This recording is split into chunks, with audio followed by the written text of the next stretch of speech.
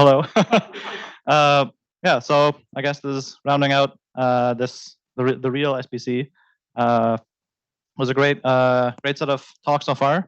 Unfortunately, I'm not a professor.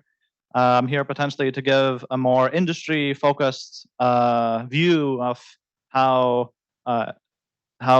consensus is viewed in the industry, especially proof of stake in the model of accountability. So let's begin. Since I'm not a professor, the farthest I got was being a TA in university. So we're gonna do a bit of trivia, like one loves to do in university. We're gonna play a little game of who's that author. So the first one is, I'm gonna give a short quote. He ought to find it more profitable to play by the rules, such rules that favor him with more new coins than everyone else combined, than to undermine the system and the validity of his own wealth. Who's that author? Okay, here's someone saying this is Satoshi Nakamoto. Good. This was the easy one. Now we're upping the difficulty. Okay. The algorithm assumes that n is greater than 3f, i.e., it requires that the total voting power of faulty processes is smaller than 1/3 of the total voting power. Not Lamport, but very close, because this is, the BFT assumption. It's not PBFT, but it's close. Tendermint. Okay, so it's, well, J is on there, sure, but okay, Ethan Buckman. There you go. Latest gossip on BFT consensus, right? This is Tendermint. Okay, as you can see, there's kind of an evolution here. The important thing to note here with this particular quote that is different than the previous one is this one here doesn't really talk about incentives, right? It talks about some assumption, some BFT assumption that while we assume n is this, we assume there's f faulty processes, but there's no discussion on incentives. Nakamoto did talk about incentives, right? He spent an entire section 6 of the Bitcoin design paper, talking about an incentive.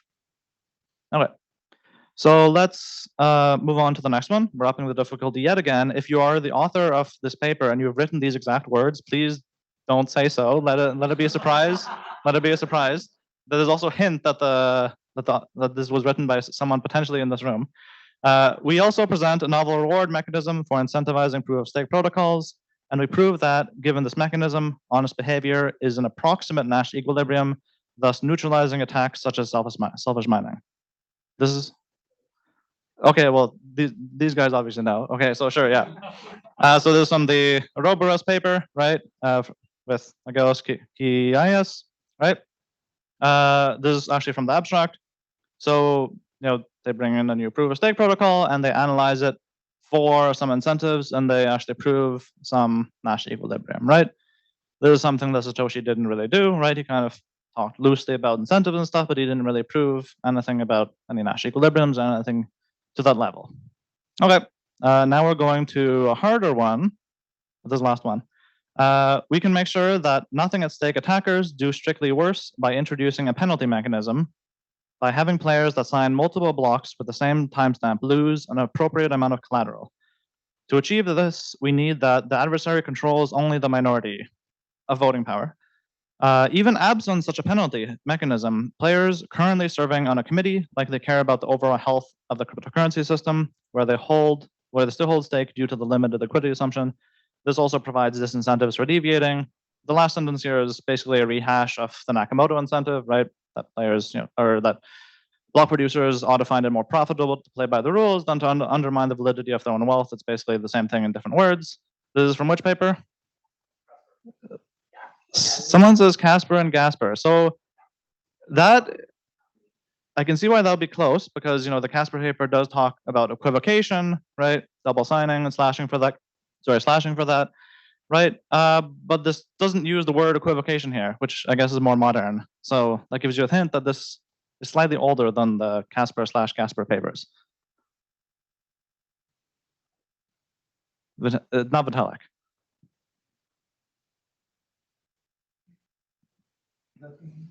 This is not Zakimanian, no.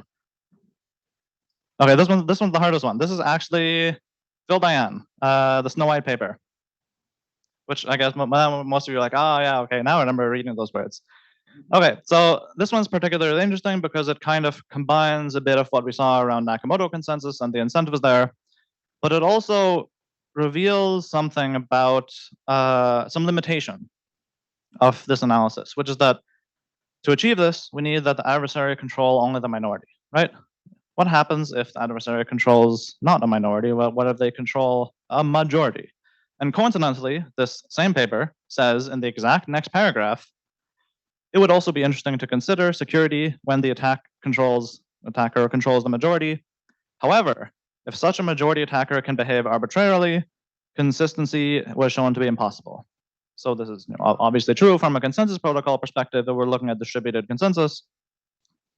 Therefore, it thus remains an open question, even what meaningful notions of security one can hope to achieve under majority corruption, right? And now this kind of line of analysis should start to look familiar because David Say just talked about similar things like this in his talk, right, around accountability and so on. What happens if we have a majority being dishonest? So let's see what assumptions and the optimization target classical academic papers make. Because again, like I said, like I prefaced this, right, I'm going to bring a more industry-focused view on how things are viewed in the industry, especially in blockchains like Ethereum. So the academia assumption is that we assume that the majority of validators are honest. Make this assumption, and if it turns out that a majority of validators are dishonest, then we are just completely screwed.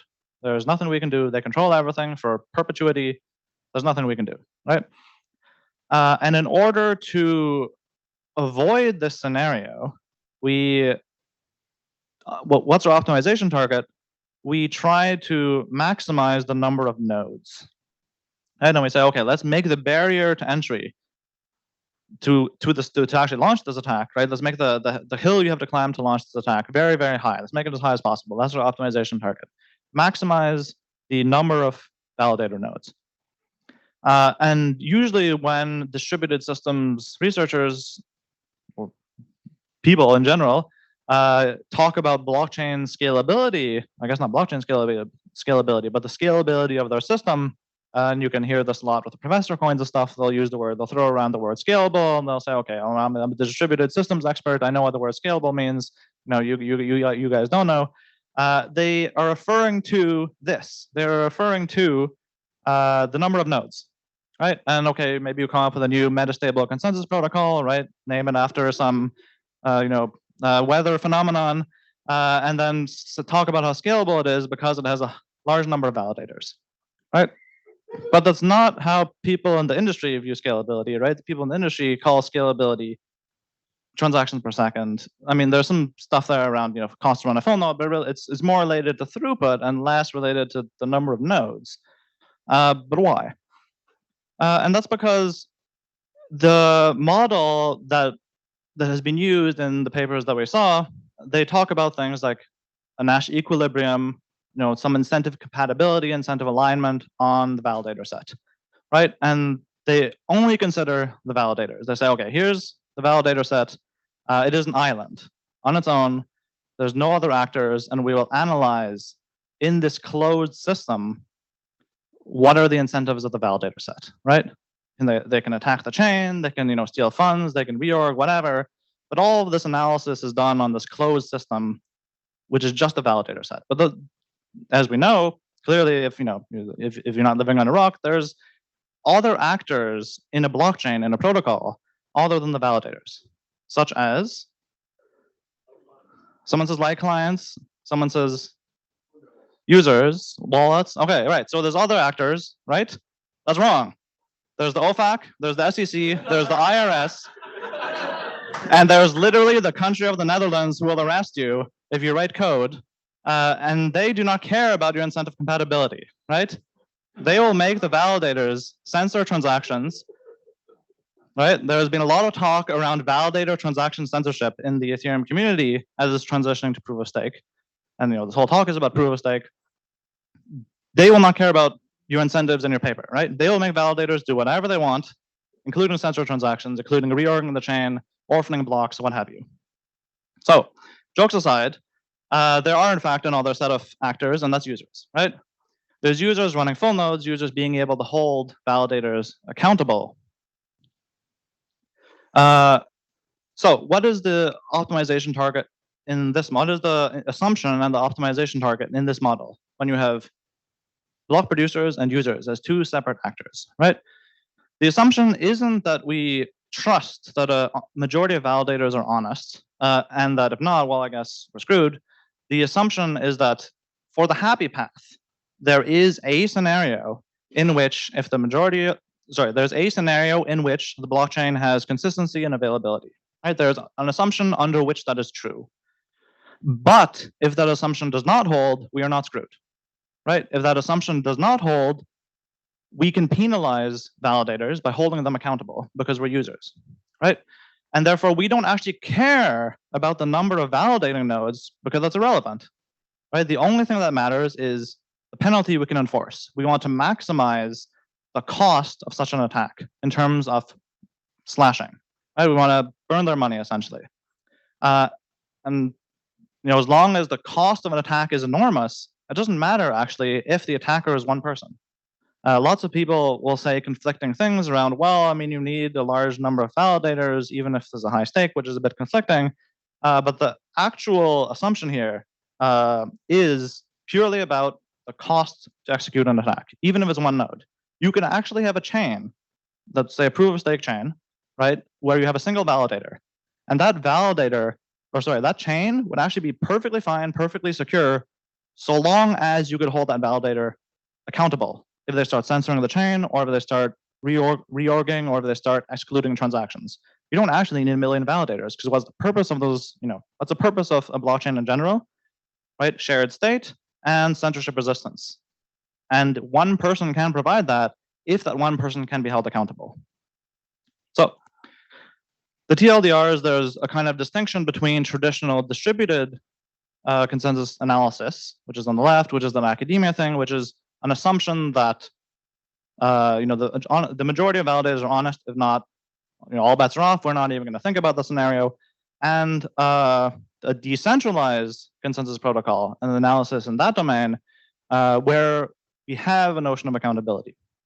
So what does accountability even mean, right? Accountability is the ability to identify who has misbehaved, right? If we cannot identify who has misbehaved, we cannot hold the particular people who have misbehaved accountable. And this is the key thing. Now, you might say, as David Say also pointed out in his talk, well, the notion of social consensus is a bit nebulous. I don't know how to analyze it and stuff. And that's correct. It is a bit nebulous, right? But fortunately, if you are designing a protocol, you don't actually have to care about what happens there if you want to do it in this model. If you want to do it in the model of accountability, which you may be of the opinion that this isn't the correct model, and you may be okay with a more classical honest majority assumption. But if you want to use this model, you don't actually have to care about what happens in the social consensus process. The only thing that matters is there accountability? Is it possible to identify who is misbehaving? As long as that property holds, then everything else is social consensus. You leave it as an exercise to the community. Okay, so to wrap this up, I won't take too much time for one, so that we can end a bit early. I'll do a few case studies of protocols or changes to protocols that have been proposed over fairly recently, some of which are extremely recently, and analyze them at least at a high level, just provide a sketch of an analysis in the model of accountability rather than the more traditional BFT consensus assumption. So first of all is threshold encryption/decryption. Right? Lots of people have talked about this as a solution to things like front running for privacy and stuff. It's a very big deal, and this is highly promoted in the Osmosis blockchain among other blockchains, but many projects are now looking into threshold decryption. It was even looked at by the Ethereum community fairly recently, again, in light of OFAC censorship concerns. So the TLDR are kind of like the high level for those of you who may have missed previous talks that talked about this exact topic, right? Is that you have some mechanism shared across validators, and if some fraction of them, let's say 2/3, collaborate, then they can decrypt some set of transactions, right? And the point of using such a scheme is that, well, first, the validators will accept encrypted transactions. Then after some period of time, then they will, okay, assuming they're all honest, they'll wait a few minutes. They won't decrypt them early. After some time, they'll decrypt them and then actually process them. But that waiting of time assumes that they're honest. What if they're not honest, right? So the osmosis guys wrote a paper on this. They called it Furvio, right? And they even say in their abstract it's closely aligned with the assumption of tendermint. And if you look over here, there's a snapshot from their paper, right? It seems mostly closely aligned until you get to that very last point, the misbehavior, right? They say that in tendermint, penalties are reportable, right? If someone equivocates in tendermint, if they double sign, like sign one fork and then another fork, that is reportable, that is identifiable. Everyone in the world can see that signature. No, it's not the one signature, they can see the two conflicting signatures and then slash the validator, right? But with your threshold decryption scheme, you don't actually know that the validators have colluded to decrypt the transactions early. They can just decrypt the transactions immediately. They don't need to wait whatever period of time your protocol asks them to. And if they do so, you can't actually know they did this. So you can't penalize them. It's completely unreportable, completely silent. And the irony is that they say, the authors of this paper say that they align with the assumption of tendermint. But again, outside of academia, if you look at the assumptions of tendermint, the implantation and the network, not tendermint the paper, they don't align at all, because the only assumption of tendermint the network is that last one. All the rest are the happy path assumptions on if these hold, the network will work fine. But the last one is the most important one, because that's the one that actually makes the network secure in IRL. Okay, 2 is proposer-based timestamps. Again, in the tendermint ecosystem, for those of you who aren't familiar, kind of a very brief summary of this, right, is currently timestamps are aggregated among validators, and then it collects some sort of median of them. With proposer-based timestamps, it relies on a 2/3 honest majority to timestamp the block, to actually create the timestamp on the block. Seems reasonable initially, and if you look at their analysis, they do their analysis saying, okay, well, we assume, similar to the tendermint assumption in the paper, that, the adversarial validators are bounded by F, there's 2F plus 1, standard BFT assumption stuff. But if you actually dig through and analyze the protocol, you'll see that they don't actually have any way of accounting for validators potentially being dishonest and colluding and manipulating the timestamp. Last one is subnets, interchain staking, and merge mining, which have been proposed for blockchains such as Avalanche, Cosmos, and Bitcoin. Right? These are various techniques where you take the validator set and then reuse that, or I guess mining power in the case of merge mining, and reuse that set for other chains as well. This one here doesn't necessarily directly have a conflict in terms of the accountability, but is stuck between a rock and a hard place. The way these are explained to provide scalability is that users don't actually have to run every single instance of a subnet. Just using that as an example, since it's the first, they don't have to run every instance of a subnet. Therefore, you can get some scalability because you're running, the system as a whole might be running 100 subnets, but users only have to run 1 or 2 at a time. But then there's the problem, which is, what if validators lie about what happens on one subnet, right? You can't actually hold them accountable because that one subnet has no way of proving to all the other subnets and everyone in the network that one subnet got corrupted, right? But if everyone is validating everything, now that's not scaling. Now it's just big blocks, right? Why don't you just have one network that has 100x the block size at that point, right? So you're stuck between a rock and a hard place where if you want the accountability, you don't get scaling. If you get scaling, then you don't have that accountability. And under an honest majority assumption, this is fine. This will scale under that assumption. But that is not the assumption that blockchains are built with in the real world. Okay, so if you'd like to find out more about what we're doing, I'm contributing to this blockchain called Celestia. It's the first modular blockchain network. Here's our website, our GitHub, and our Twitter. And a lot of the Celestia protocol is designed with accountability in mind. At all parts of the stack, you can have trust minimized like clients, and users can hold validators accountable if they misbehave. So with that, we'll wrap up, and there's a few minutes for questions. Thank you so much.